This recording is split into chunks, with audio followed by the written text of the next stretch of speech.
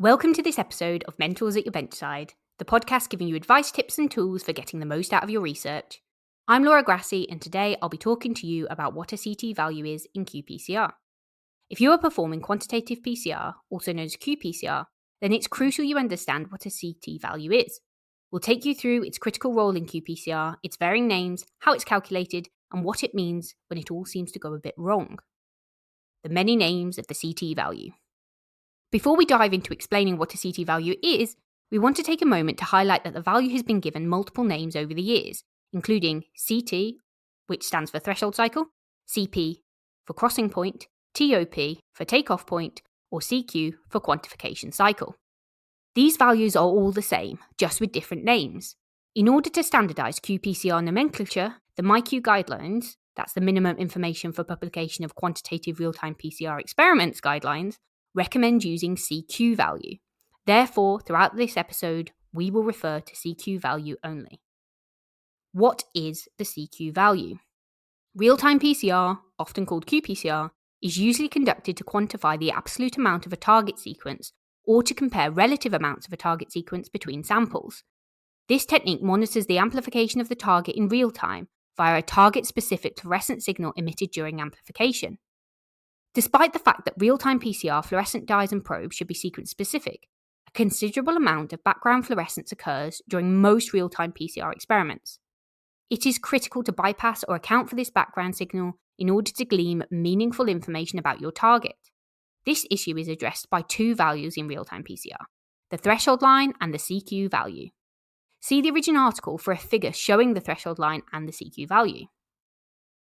The threshold line is a level of detection or the point at which a reaction reaches a fluorescence intensity above background levels. Before conducting PCR, you, or the software in your cycler, set a threshold level. This is literally a line in your graph that represents a level above background fluorescence that also intersects your reaction curve somewhere at the beginning of its exponential phase. The CQ value is the PCR cycle number at which your sample's reaction curve intersects the threshold line. This value tells you how many cycles it took to detect a real signal from your samples. Real-time PCR runs will have a reaction curve for each sample and therefore many CQ values. Your cycler software calculates and charts the CQ value for each of your samples. CQ values are inverse to the amount of target nucleic acid that is in your sample and correlate to the number of target copies in your sample. Lower CQ values, typically below 29 cycles, indicate high amounts of target sequence. Higher CQ values, above 38 cycles, mean lower amounts of your target nucleic acid. High CQ values can also indicate problems with the target or PCR setup, as outlined later in the pitfalls section. Your PCR instrument will collect fluorescence data during each cycle. After about 15 cycles, you'll have a good idea of your background fluorescent level. This will appear as a straight line starting from the 0 cycle point. The threshold level will be just above this, but at the point where your samples start moving into the exponential phase of PCR amplification. Today, computer software calculates this exact point, and all modern real-time cyclers have an automatic threshold line setting. Real-time PCR records the amount of fluorescence emitted during the reaction where all PCR components are abundant. In this way, CQ values are usually consistent across replicates in real-time PCR. By the time the PCR reaction endpoint is reached, accumulated inhibitors, inactivated polymerases, and limiting reagents create a lot of variation in endpoint values, and this is why conventional PCR cannot be used quantitatively. Common pitfalls. Many factors can affect your CQ values. Some differences in CQ values between your samples will be due to biological events, such as the up and down regulation of your target gene in response to a treatment. However, CQ values are just as easily influenced by the preparation of the PCR reaction and the PCR components themselves. Let's take a look at the most common pitfalls. Number 1, master mixes. Fluorescence emission can be affected by pH and salt concentration in a solution. Any changes in fluorescence emission will naturally change your CQ values. Therefore, make sure you only use high-quality PCR components, and if using homemade solutions, check the pH and monitor salt precipitation before each experiment. Number 2, passive reference dyes. Reaction values are the ratio of the fluorescence of your FAM, reporter dye, to your ROX, passive reference dye. Lower amounts of ROX produces higher reaction values, assuming FAM fluorescence doesn't change. 3, reaction efficiency. PCR reaction efficiency is dependent on the master mix performance. the specificity of the primers, the primer annealing temperature, and the sample quality. In general, PCR efficiency above 90% is acceptable. PCR efficiency of 100% indicates that the target sequence of interest doubles during each cycle. Perfect PCR efficiency coincides with a change of 3.3 cycles between tenfold dilutions of your template. To determine the PCR efficiency for each primer pair, run serial dilutions of your template with 5 tenfold dilution steps and calculate the R-squared. That's a statistical measure that describes how well one value can predict another. For PCR efficiency close to 100%, your R-squared value should be greater than 0.99. Run at least 3 replicates for each point on your standard curve.